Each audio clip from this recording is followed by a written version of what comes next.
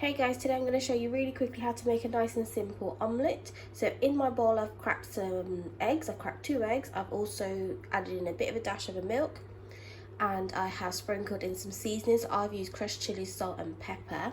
You will need an adult for this because you're going to cook your egg on the hob, and you will also need a pan as well.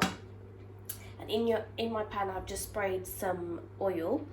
You can use butter as well, it's up to you. So the next step now is to whisk with a fork until it's all nice and smooth. Okay, so I have whisked up the eggs really nicely in my bowl using my fork. The next step now is to gently pour your egg mixture into the hot pan, the hot greased pan. So this is where you will need an adult to help you. Just make sure that when you are setting your hob, you just set it to a medium-high heat so the oil doesn't burn.